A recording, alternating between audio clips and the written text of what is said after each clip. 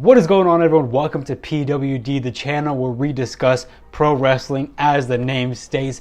In today's video, we're discussing the episode of SmackDown that just aired. It is currently February 3rd, 2023, and we're going to be talking about today's episode of SmackDown pretty much. And of course, we're going to be starting off with what everybody wants to talk about. It is the hottest thing going on in WWE right now by far. Definitely the best thing going on in SmackDown by far, and that is the Bloodline, because we had another Bloodline segment today, this time between Roman Reigns and Sami Zayn, and it was an incredible segment. We're going to go ahead and just get straight off, so I'm going to recap kind of everything that went on throughout the night leading up to the final main event segment. We'll discuss everything in detail. So first off, I have my notes right here. First off, as soon as the show started, the Bloodline was the first thing that you saw. The Bloodline got out of their van, and they tried. Kayla Braxton was already there waiting for them to arrive at the stadium or the arena. She tried to get an interview with them. Of course, Roman walked right past, Solo Sikoa walked right past, and Jimmy Uso walked right past. No Jay to be seen. That's not surprising at all. With what he did at Royal Rumble, that is not surprising at all. At the end, Paul Heyman was the final person to walk past Kayla Braxton. He pretty much said, "Do you know how disrespectful it is to be sitting here trying to get an interview with Roman Reigns after everything that he's been through over the past week? Basically, get out of my face." And they all walked away. No interview, no backstage segment, and that's pretty much what happened at the very beginning of the show. It cut on to a few minutes, or actually a few segments later on in the show. The Bloodline are now backstage. They're in their own little locker room. They're set up. You know, they have their couches. They're looking really cozy, but they're also looking very frustrated at the same time. In this particular segment, Roman's talking to Jimmy in specific, but he's also addressing the entire room. He's asking Jimmy, "Where's Jay? You're his brother. You're his twin brother. Where is Jay?" And Jimmy obviously says, like, "I don't know. I haven't heard from him, Moose. I'm sorry. I don't know where he's at right now. He hasn't hit me up all week." And at first, Roman he's in disbelief. He kind of takes a step back and he's like, "So you mean to tell me, you know, this is your brother and y'all haven't talked to each other this entire week?" And he questions Jimmy again, and he's like, "Are you sure you haven't heard from Jay all week?" And you know, Jimmy gets up front and kind of gets close to Roman. It gets a little bit intense. He's like, "Oops, I'm telling you, I have not heard from Jay." And then Roman asks Sikoa, or Solo Sikoa, have you heard? And Jimmy interrupts that and he says, "If anybody would have heard from Jay, it would have been me. I haven't heard from him. He hasn't been answering his phone, blah, blah, blah. I have not talked to him in the past week." Roman gets really, really agitated at that. He's like, "During the most important time of my career, this is WrestleMania season, this is when I need Jay and when I need the Bloodline the most, he's ditching us. He is betraying us as a family. He is disrespecting the Bloodline." And he pretty much tells them, "Y'all aren't going to find, we need him right now. We need Jay Uso right now. And y'all aren't going to find him just sitting there on the couch. If y'all don't get up and basically go get him, if y'all don't find him right now, gonna piss me off." So he tells them, you know, he's like, "Hey, get up, go find him right now, because sitting down on this couch, we're never gonna find him like that." So he sends Solo and Jay off, and it's just him and Paul Heyman in the room, and that's pretty much it for a while. The show cuts away to some other segments. I'll talk about the rest of the show later on, of course. And then we get another backstage Bloodline segment. And in this specific segment, Solo and Jimmy walked back in the room, and they're pretty much like, "Man, I'm sorry." Jimmy's pretty much like, "Man, we couldn't find him. We don't know where he's at. He's not answering his phone. We called him over and over. He's not answering the phone at all. I think he said it's going straight to voicemail, and he's pretty much just ghosting the Bloodline as a whole." And Roman is pissed off. Roman is upset. He goes on about how this is, again, like I said earlier, this is the most important time of the year. This is when they need the Bloodline to be the strongest. It is WrestleMania season, and he says that if the Bloodline is not together and if the Bloodline is not strong in this very moment, if they're not at their peak in the very moment, there will be no more of this. There will be no more Bloodline. And you can kind of get the feeling that Roman knows deep down inside that if he doesn't have the Bloodline around him, he's not going to be able to walk out of WrestleMania with both of those titles, or technically that's one title. You kind of get that feeling with the way that he's talking. He's saying, "We need in this very moment, I need you all the most, and I'm basically dependent on you." He didn't say that outright, but you kind of get that vibe that Roman is desperate. He's really obviously distraught about the whole situation. He's really pissed off at Jay. He's really disappointed, and you really do get the vibe that deep down inside in his head, Roman knows he can't beat Cody Rhodes if he doesn't have the bloodline, all of the members in the bloodline, Solo Sikoa, Jimmy and Jay, and of course Wise Man Paul Heyman. If they're not all together, he cannot defeat Cody Rhodes. And I obviously he didn't outright say that, but he was kind of hinting towards that. And he's just really, really frustrated with Jay, really disappointed in Jay, kind of just going on about how could he do this in this very moment after all I've done for him, after all we've done for him, after how much we've been there for him. He's just ditching us, and just like that. And towards the end of that backstage segment, Roman Reigns pretty much goes on and says, well, anyway, because you two guys are here, Solo and Jimmy, because you are so loyal, because you've been here for the bloodline and you didn't leave how Jay left, I got Wise Man Paul Heyman to set you up with some catering in the bus, so just head to the bus.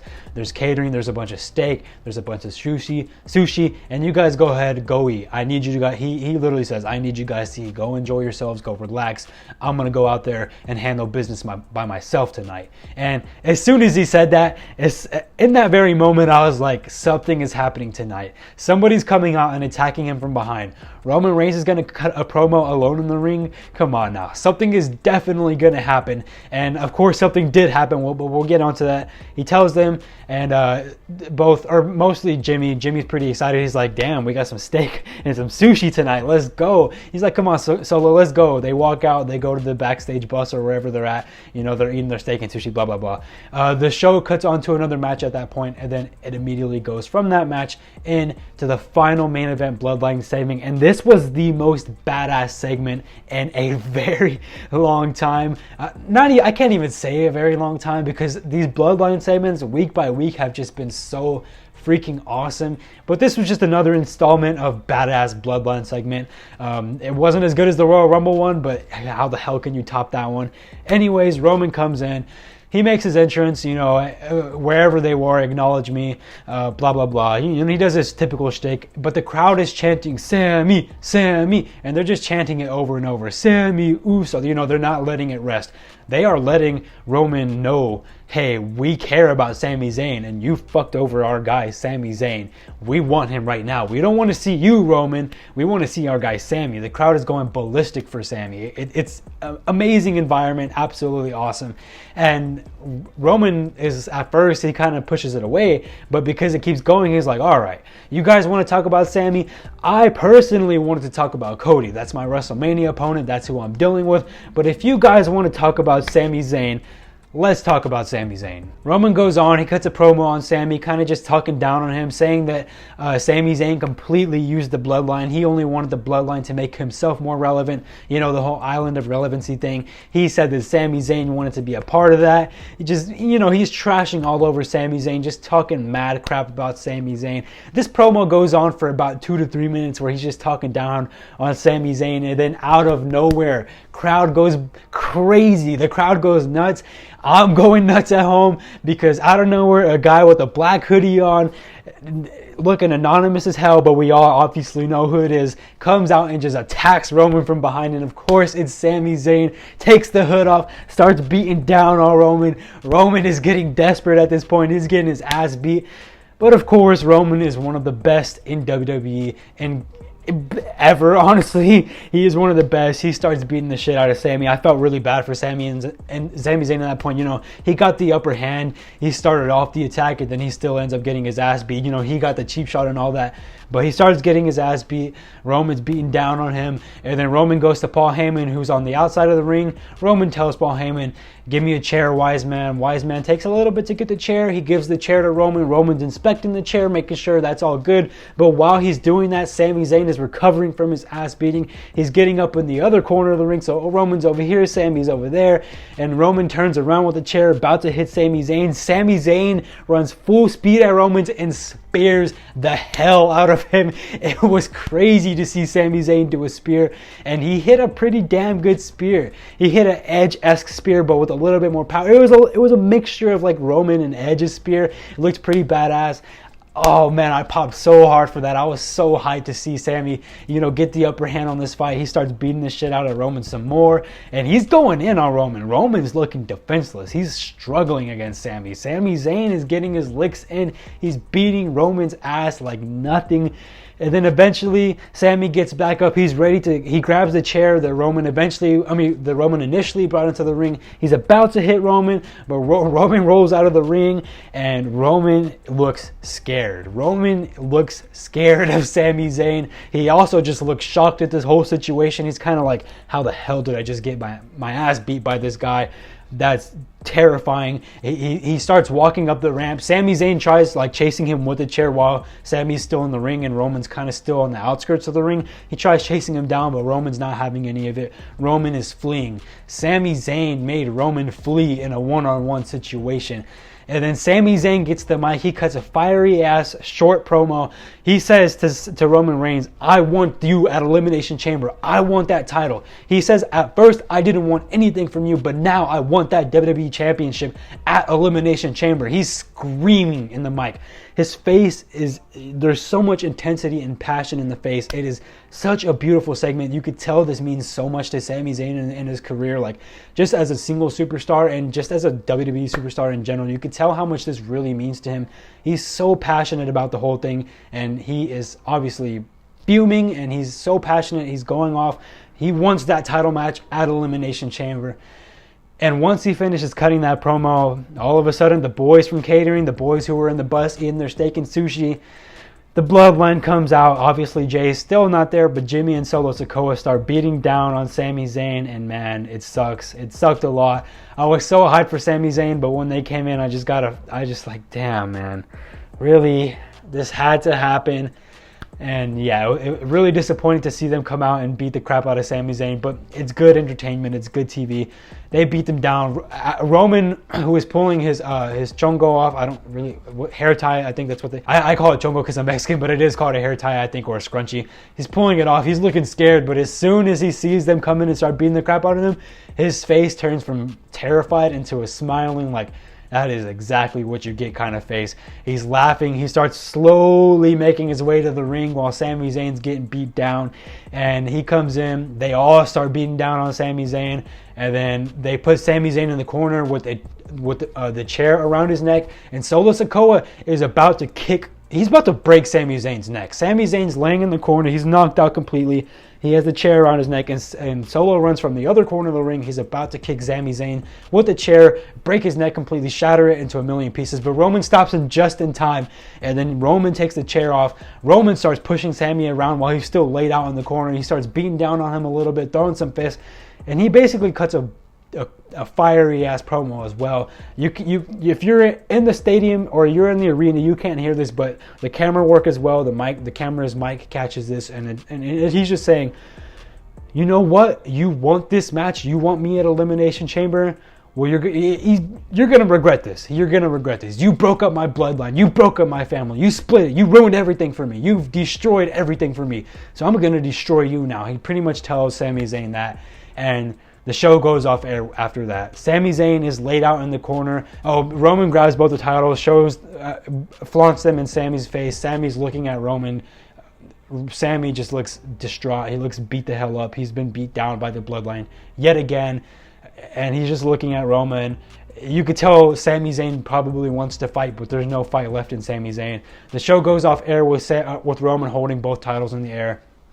And that was the end of that segment, and that is the end of the Bloodline tonight. It was a fantastic segment from the Bloodline yet again. They just do not miss recently. It has been freaking incredible to see all the great work that they've been doing, and I thoroughly enjoyed tonight's Bloodline segment. Like, honestly, SmackDown, I'll go into the rest of SmackDown in a bit, but SmackDown was a little bit dry, but this definitely picked up a lot of the work. But yeah, I'm really excited to see where they go with this. I'm honest.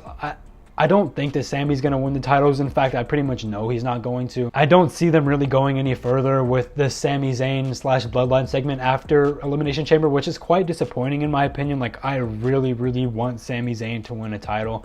I have been wanting Sami Zayn to win the world title since I first discovered him, way back when I first started watching wrestling for my second lapse, because I stopped watching wrestling a long time ago, like in 2014, and I started watching again in 2017. When I first discovered Sami Zayn, I was like, this guy should be world champion. I'm really disappointed that he's not going to be in that world title picture most likely come WrestleMania, and obviously I don't think he's going to win at Elimination Chamber. It's really disappointing, but at the very least, he's having a freaking fantastic run.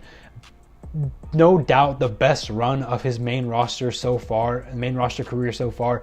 And I can really only hope that this kind of will influence the WWE higher ups to just see like that in the future he can get a world title shot and it will be justified. The crowd are so behind him. This is one of those situations kind of like Kofi Mania and kind of like Daniel Bryan before WrestleMania 30, where it's like I almost want them to guide in the other direction. I know Cody's already won the Royal Rumble, but there's still got to be a way that Sami can fit into that storyline somehow. I've seen some people speculate that maybe Sami Zayn can fight for one title and Cody for the other. I don't know how that would work, considering it is technically just one title now.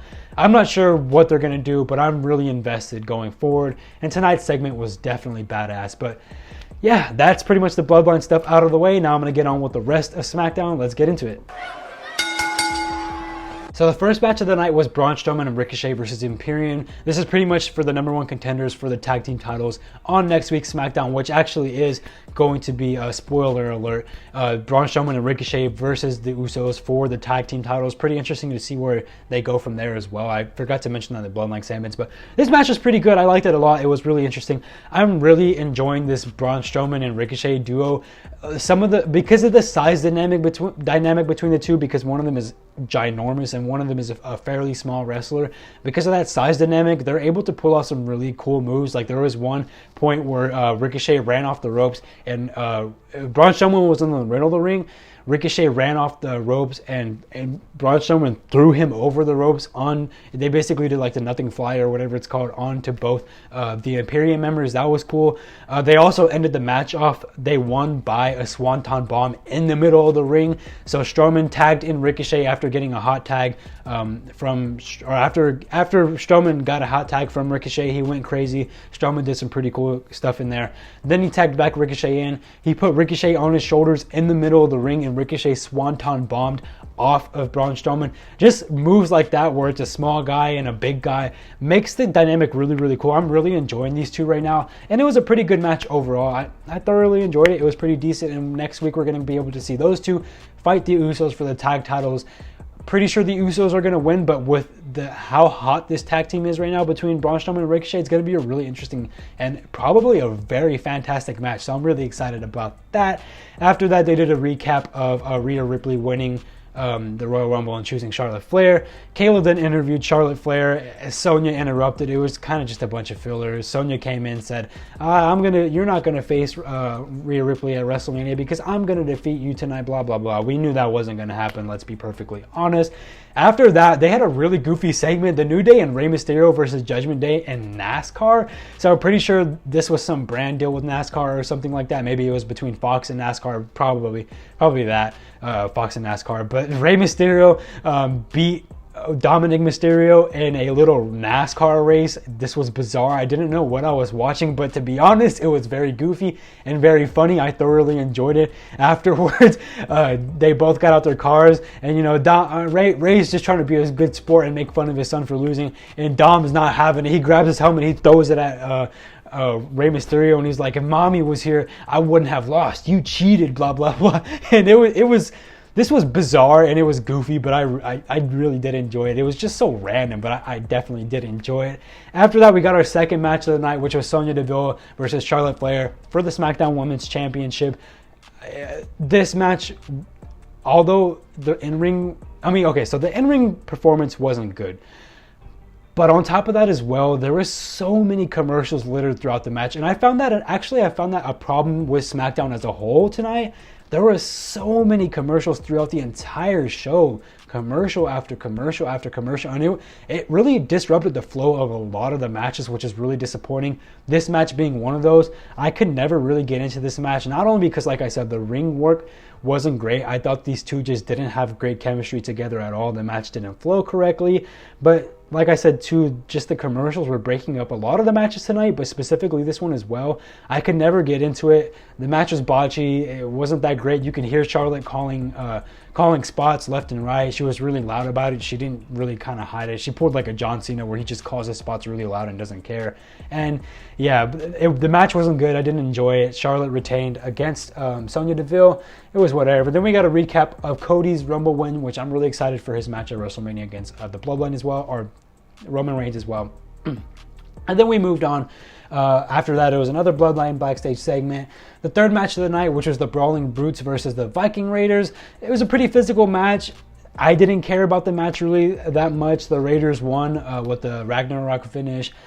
I don't think I really cared. The crowd definitely didn't care. They were really quiet for this match. There were some people, you know, trying to cheer and get into it, but overall, I just don't think the whole arena didn't really care that much. I personally didn't care, and it was a fine match. But this is another one of those matches that really got broken up by commercial. There was just commercials. There was too many commercial segments, and it didn't work. The show was littered with commercials tonight, and this was another match that, unfortunately, it was hard to get into because every time you're finally getting into a match, it cuts to a commercial break, and the commercial breaks are also really often. Again, a big problem with tonight's show, in my opinion. But after the match, Sheamus and Drew McIntyre came out and beat up the Viking Raiders. That was a pretty cool brawl, and that was pretty much it.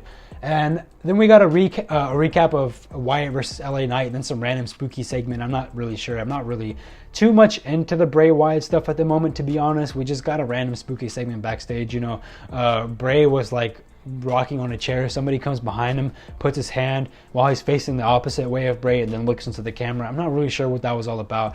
I'm not really too invested in this Bray stuff at the moment, but maybe I'll get into it more in the future. And then the final match of the night, which is pretty much the main event match. It was a four-way match: Shotzi versus Shayna Baszler versus Selena versus Natalya in a women's elimination chamber, or not elimination chamber match, but it was a fatal four-way, and whoever won would be entered into the elimination chamber.